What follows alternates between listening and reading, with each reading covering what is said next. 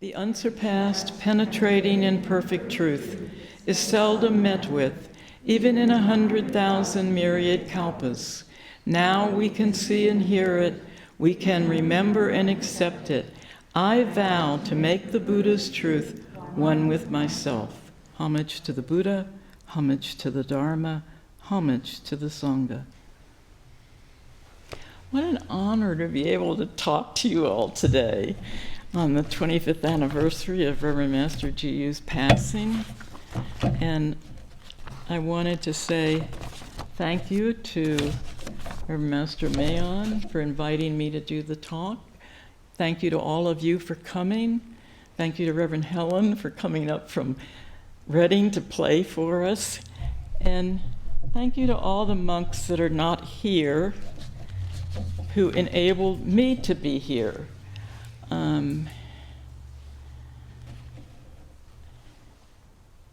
I was one of Reverend Master Jiyu's chaplains for about 5 years. I was her nurse chaplain. When I came, I was advised to keep my license for registered nursing in case I needed it, so I kept it for 3 years and did all the continuing ed and that sort of thing. And that was really helpful. I was an experienced RN, I think a pretty good one. I was an inexperienced Buddhist trainee. So mostly, I think what I gave to Reverend Master was an opportunity to practice patience, which I needed a lot of. So I'll tell you a couple stories. I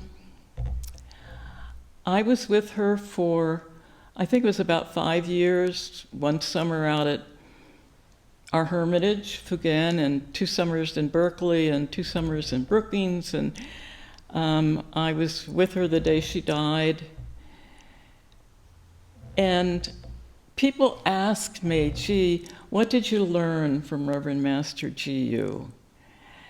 And the problem with that question is, what did you learn?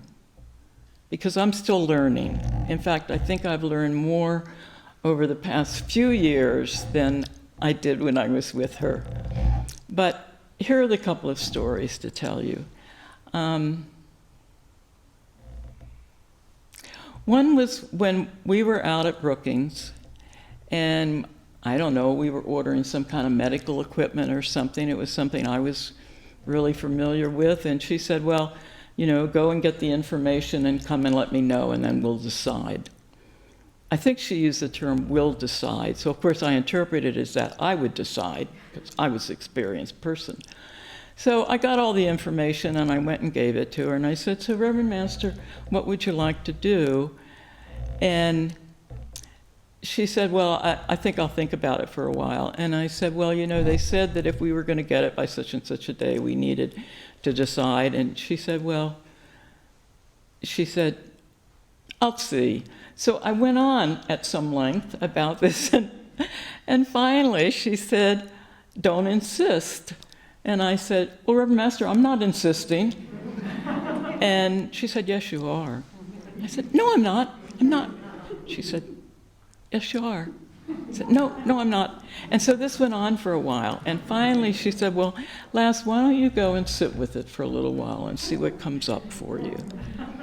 And fortunately, we were out at Brookings, and Reverend Master Daisui and Reverend Master Hario had their sleeping quarters upstairs, and that's where they also had a desk and spent some time during the day.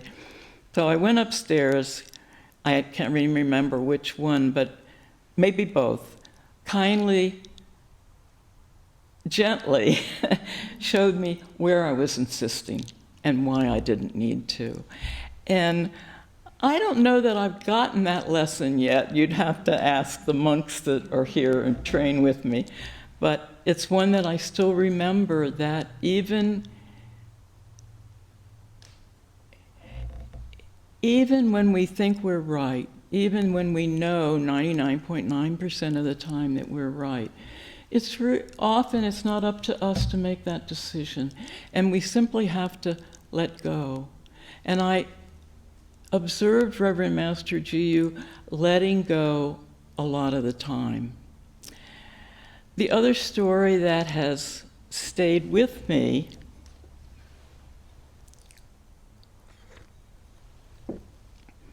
towards the end of her life, she wasn't able to walk. And when you're not able to walk and you spend a lot of time sitting down or lying down, you get bed sores. And ideally, it's a sterile procedure to clean them and change the dressings and all that business. So we usually did that at night, once a day, if we were fortunate, after we'd gotten her into bed for the night.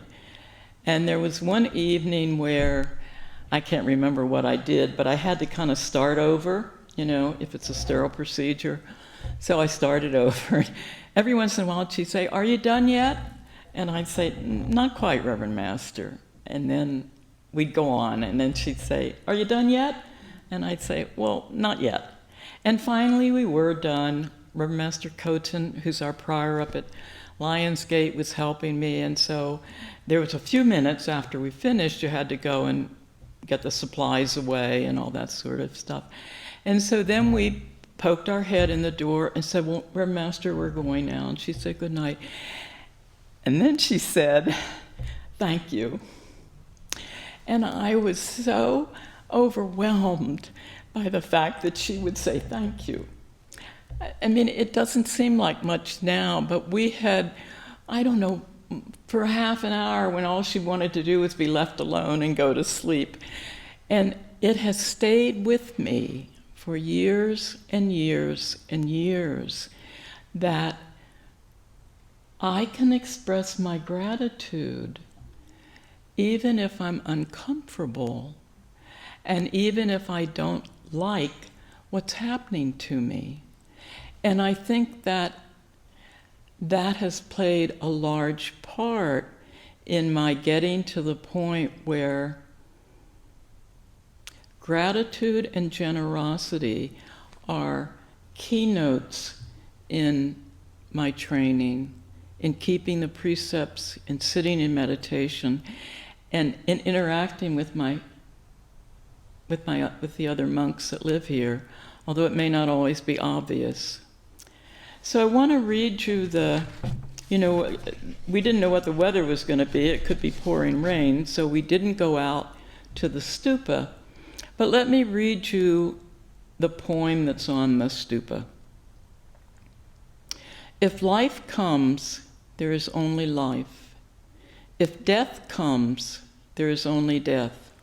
All acceptance is the key that unlocks the gateless gate. Within this place, there is no suffering, no coming, no going, no ceasing, no way. There is only endless training, appearing here, disappearing there, going in and out, always becoming Buddha.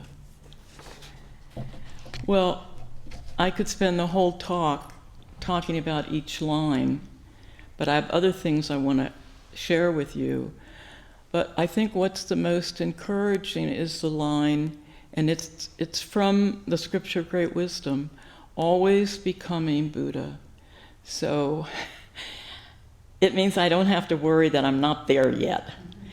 And it means that there isn't a there yet. That training is endless. It's just getting up in the morning, doing what you need to do, going to bed at night, and if we're still alive, getting up the next morning.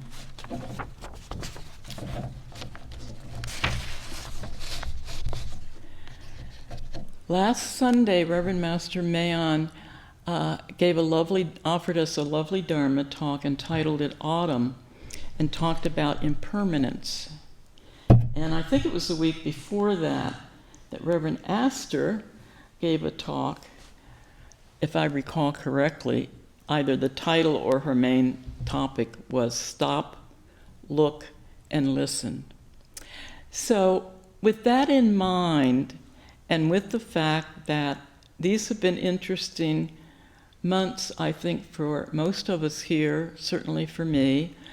In July, Reverend Master Mako and Reverend Renee died. I'd known Reverend Master Mako for over 30 years, since we were both lay people. Reverend Master Alexander died this past Friday. One of our monks at Throssell. I can remember having tea with him. I can remember his wonderful sense of humor and a lovely article that he wrote on the precepts for the journal many years ago. He was, before he returned to Throssell, he was prior at Telford. Had Parkinson's for a long time. And from Reverend Berwin tells us, Reverend Alexander never lost his sense of humor. And that impressed me because that was one of the things that impressed me about Reverend Master Jiyu, that she never lost her sense of humor. And on Saturday, yesterday, our beloved German Shepherd Zadie died. And she had been, Reverend Enya has been her caretaker for the years that she's been here. So there have been a lot of endings for me and for other people. And with this for a background, I had a conversation with a friend recently, member of our congregation, and we talked about anxiety. And I thought I could talk about that pretty well. I don't think of myself as an anxious person.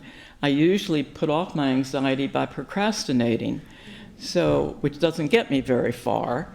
But I've been practicing that for a long time, and I'm looking forward to the day when I'm not procrastinating anymore, but I don't know whether that's going to happen.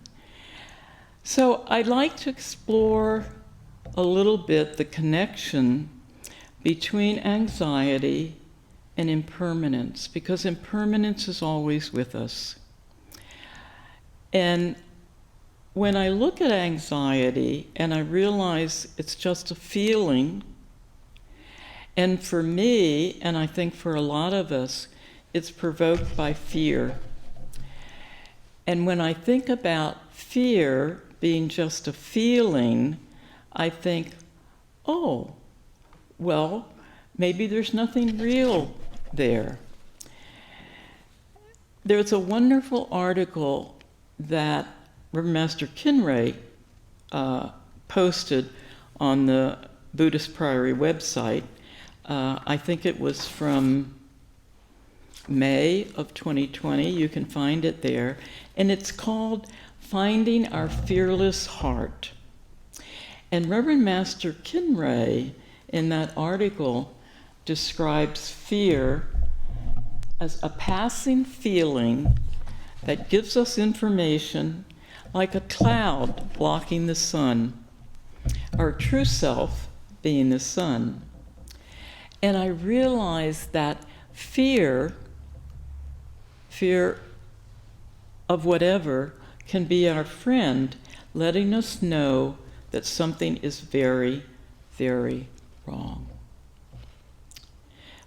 Anxiety and fear can be red flags, warning signs that we need to, as Reverend Astor suggested, stop, look, and listen. And look deeply, deeply inside. I think a feeling of fear is based not just on the prospect, oh, my life is going to end, I'm going to die sometime. It's also a feeling of not being in control. And those were two things that I can remember from Reverend Master Jiyu. I never ever had the sense that she was scared of dying, that dying was a problem for her. And I always thought, well, she's the abbot, she's our Zen master, she's the one that, calls the shots. But one time, close to the end of her life, as I said, she couldn't walk, and we had to use a Hoyer lift to get her between her chair and the wheelchair or whatever. And operating the Hoyer lift mean that we put something under her, we attached chains to it, attached it, to the lift, and then you kind of cranked it up, and you had a lever that you could then slowly release the lift down to where you wanted it to, on the bed or in the chair. Well, the monk that was operating the lift, for some reason, was a little less than mindful, and instead of gently coming down, let the lever out of his hand, and the Hoyer lift let her completely down. And I thought, oh my God. Well, fortunately, it stopped before she hit the floor. But that stayed with me. I think she was a little scared, but she wasn't particularly angry. And the next time that monk was on the rota to help with the transfer, I said to her, well, Reverend Master, you don't have to have him. We can get someone else. And she kind of looked at me and sighed and said, you know, lass, I'm not in control here. And I thought, wow. And what she was referring to is that her concern for the years that I had known her up until then was for the training of all of us. It wasn't for her comfort. It wasn't for her being at ease. It was what was best for our training. And looking back, I think that she was very brave to do that, and that it took a lot of courage. And then I realized, it probably took a lot of courage for her to go to Japan and take precepts in Malaysia and come here and purchase Shasta Abbey. So what did I learn from her? I learned patience. I learned compassion. I learned courage and bravery. And I learned that loss is everywhere. That as I watched her lose the ability to walk, lose the ability to do this, that, and the other thing, she never stopped being Reverend Master Mayon. I'm not saying that the losses were not troublesome to her, but she didn't allow the losses to dominate her life or to make her different than the person that she was. I'll do a little aside here. This was during the time when she was not able to walk, and in the afternoons she was often by herself until one of us got there. That was part of our assignment. And as I started to walk into her den, I thought, gosh, does she have the radio on? I didn't know she listened to the radio. But when I walked in, I realized that she was singing to herself. And what she was singing was this music hall tune that was slightly bawdy. And I thought, oh, well, she did train as a musician. She went to Durham and got her degree as a musician. But I thought, oh, I guess I have to expand my definition of Zen masters, don't I? That they're not always who I think they should be. So it seems to me, in looking at loss,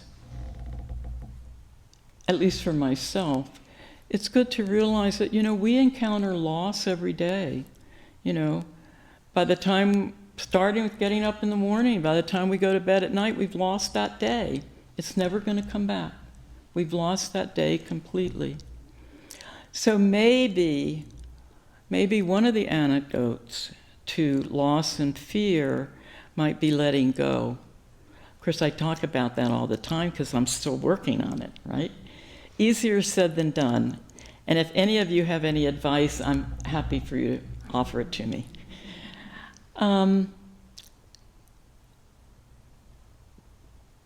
I think that we have to look at the fact that loss is a fear that we're going to lose our identity, that we're going to lose our control of the situation. And I thought, well, what does Reverend Master Jiyu have to say about loss? So when I'm interested in what she might have said about something, my favorite teachings of hers are the ones I refer to the most are the first volume of Roar of the Tigris. So of course I go to that, and I already have a lot of markings about fear. And I'll read you a little bit about what she has to say about it. She says, we always think that people are afraid of death, and they have a fear of death. But that's not it. It's fear of life. Far more people are scared of living than are scared of dying. They're terrified of living. They can put up with death. They know that it's going to come sometime. And there's always a doctor to put it off as long as possible. And of course, that gets more and more true as the years go by and medical technology increases. She continues, and then with any luck, there are nice drugs that will make it easy.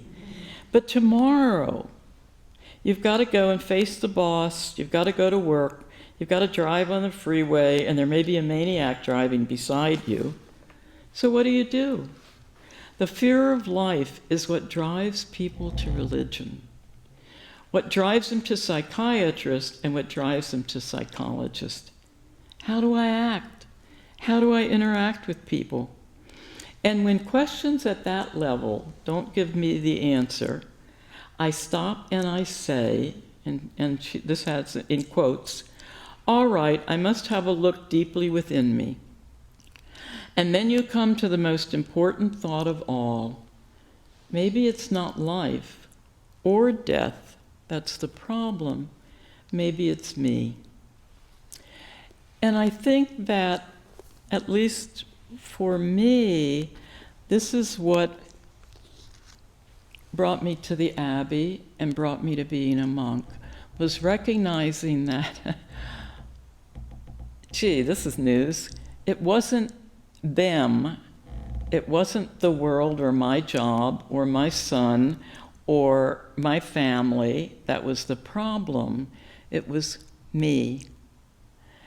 And I can remember being here as a lay person, sweeping the cloister and being at that intersection where the cloister goes up to the guest house, and I looked south down the central garden. And there was this amazing moment of absolute tranquility and absolute feeling that I was home. So I think I kept that with me over the years and finally decided the time has come, and I became a monk. And I was very fortunate, as I say, that I still had my nursing license, so I was able to be of assistance to Reverend Master Jiyu. So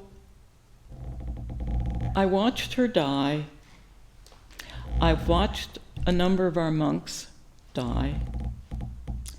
So death has been recently, maybe for longer than recently, something that has been very interesting to me. And a book that was suggested to me actually by Reverend Alina over at Throssell was called The 5 Invitations. Hope I pronounce his name right. Frank Ostaseski.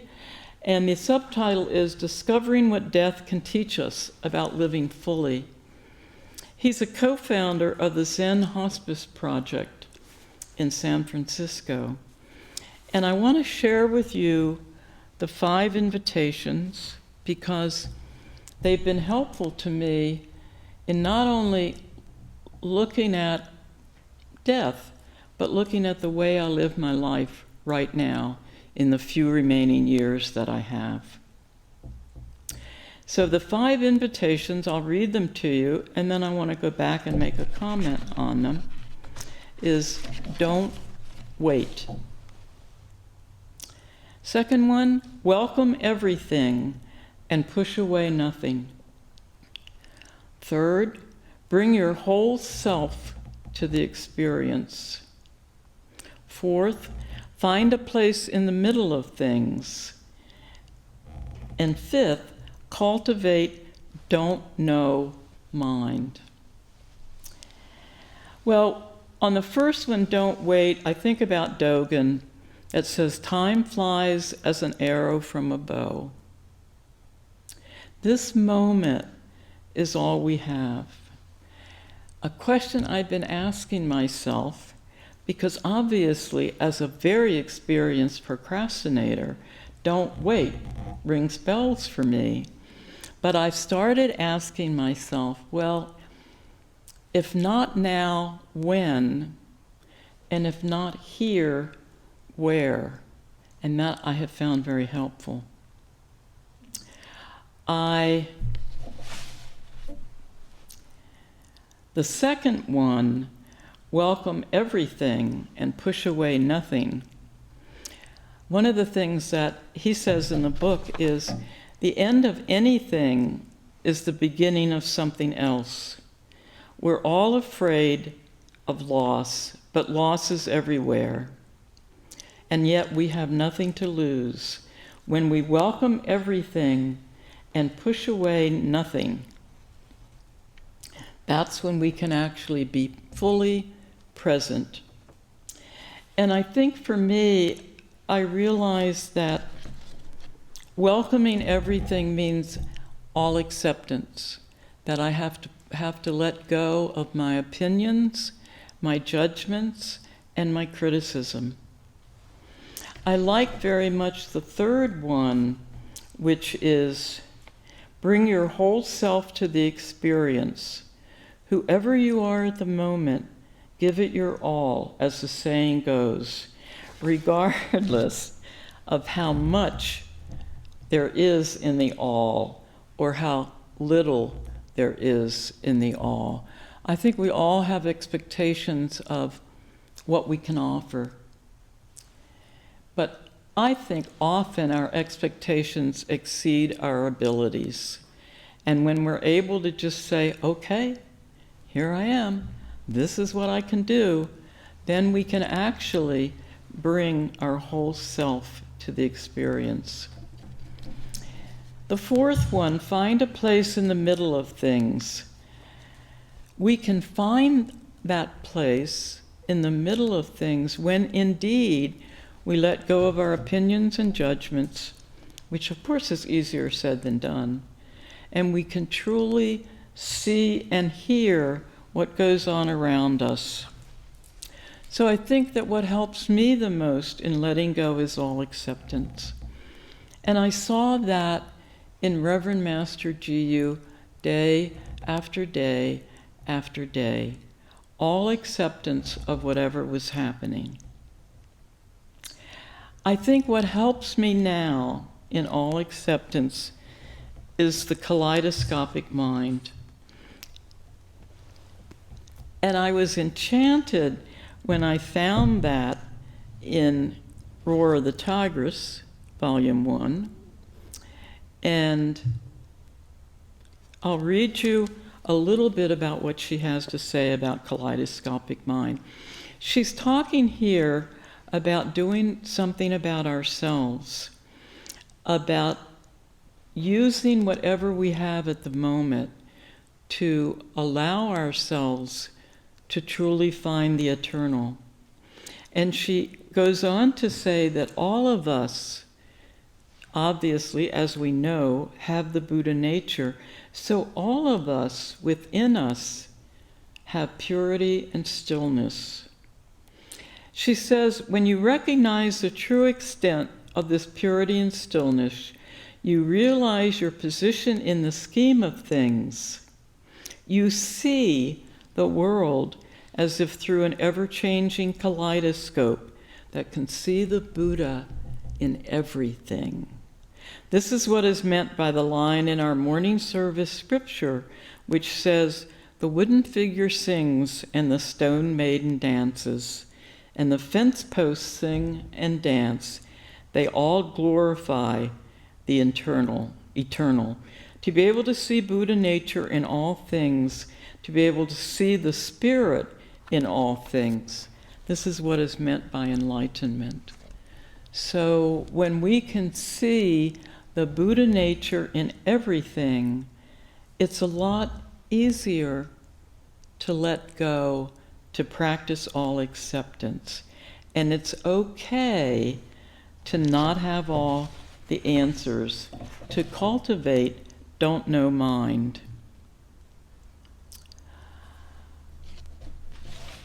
I'll read you another quote from her. And